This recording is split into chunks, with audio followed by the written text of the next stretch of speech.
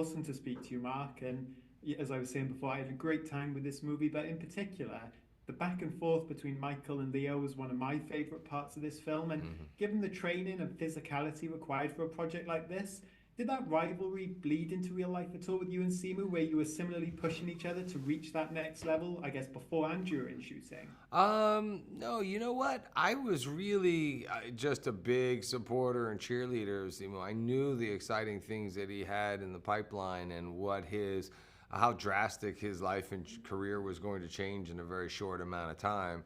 And I love that he was still really had a desire to come in and, not afraid to like literally get in the weeds in the mud and make something special. And I know it was very different from the other things that he had done where, you're telling a true story, and that just, there's more pressure, there's more responsibility to get it right. So we were definitely more of a team and a unit, which was great.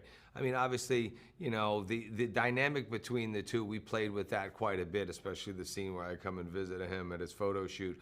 But no, I was always, look, I'm an older guy. I really like to see people coming up and creating their own lane and changing the game. And so to know all the exciting things that he had on, I was a big supporter and a cheerleader for him.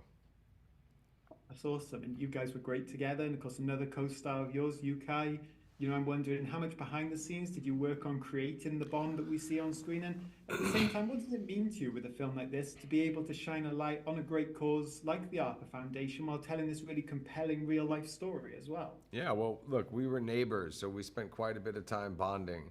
Every time he would go out in the morning, she would open the door, let him go out in the backyard to go to the bathroom. I'd give him a little whistle. He'd come running because he knew I'd have steaks and lots of other treats waiting for him. And he could just run right into my house and we'd hang out. And it was really nice. And of course, what Arthur meant to so many people, what he was able to do, and what Michael did for Arthur really inspired so many people. So obviously, an amazing cause, and a guy who was very, very selfish to do something so selfless and sacrifice the thing that meant the most to him to really focus on what would be his legacy and the thing that meant the most to him and his family, to give Arthur an opportunity to really have a family and to have a wonderful, comfortable, last couple of years of his life was very special.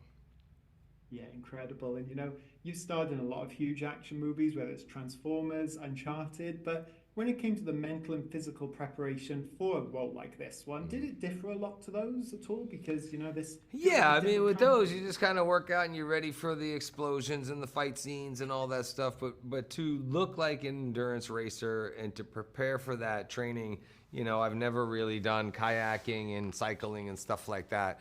So, you want to look the part, and of course, having the responsibility of getting it right. And these are some of the most, the toughest athletes that I've ever seen.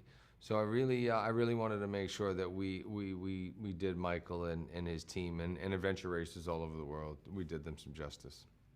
Mark, awesome to meet Thank you. you, sir. I Huge fan of your appreciate it. work. Pleasure. Thank you. Have a good one.